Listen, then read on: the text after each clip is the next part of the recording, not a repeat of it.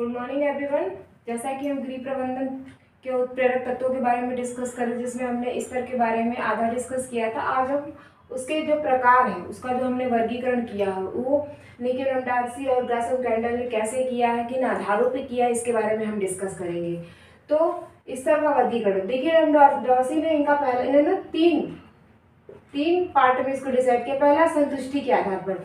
देखिए फ्रेंड्स, वस्तुओं और सेवाओं के उपभोग के बाद जो हम स्तर को प्राप्त करते हैं और उससे जो हमें संतुष्टि मिलती है, उसको हम क्या बोलते हैं? संतुष्टि के आधार पर स्तर का वर्गीकरण बोलते हैं। दूसरा क्या है? स्थिर व लोचमयता के आधार पर। स्थिर और लोचमयता के आधार पर जो स्तर हमारा जो है स्थिर रहता है, हमने जो एफर्ट डाले, हमने जो प्रयास किया, उसके बाद जो हमारा स्तर है, अगर हम वो स्थिर है तो उसको क्या बोलेंगे? स्थिर स्तर बोलेंगे। और लोचमयता मतलब जिसको हम अपनी सुविधा के हिसाब से, जैसे कि मान लीजिए आज हम जो है हमें कहीं जाना है, ठीक है, और हमारा स्तर ये है कि हम बाइक से या ऑटो से जाते हैं, लेकिन अगर वो सुविधा मिल जाए कि हम अपने स्तर को उस लेवल पे ले जाए, हमारे पर्सनल कार हो, कुछ हो, तो हम अपने उस स्तर को चेंज कर लें, है ना, उसको लोचमय बना लें, मतलब उसे परिवर्तन कर दें,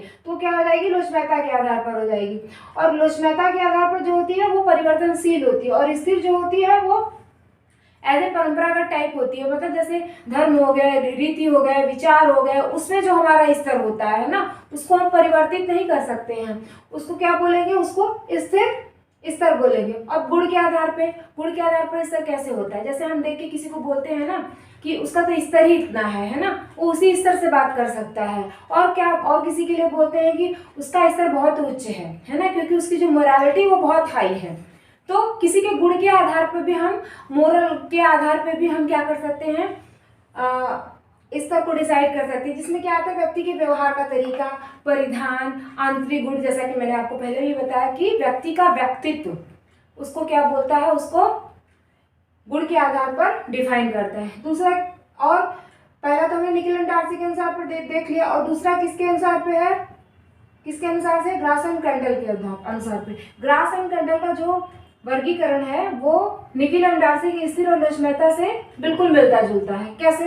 देखिए, परंपरागत मतलब जो समाज में हमारी प्रचलित रीतियां हैं, समाज में हमें किस तरीके से रहना है, किस तरीके का हमारा माहौल है, वो हमारे जो स्तर को डिसाइड करे ना, उसको क्या बोलते हैं? परंपरागत बोलते हैं। कभी कभी ये अच्छा होता है, लेकिन कभी कभी कुछ मामलों में ये हमारे लिए अच्छा नहीं होता है। क्यों नहीं होता? क्योंकि इसमें परिवर्तन संभव नहीं होते हैं ना, इसको हम अपरिवर्तनशील भी बोल सकते हैं, ठीक है। देखिए, इसमें क्या है? समाज स्वीकृति के आधार पर धर्म, परंपरा क्या होते हैं? ये परिवर्तनशील नहीं होते हैं। दूसरा कौन सा है? परिवर्तनशील और लोचमयता के आधार पर, मतलब जिसमें परिवर्तन हो सके, जिसमें हम अपनी सुविधा के अनुसार परिवर्तन कर सके, उसको क्या बोलेंगे?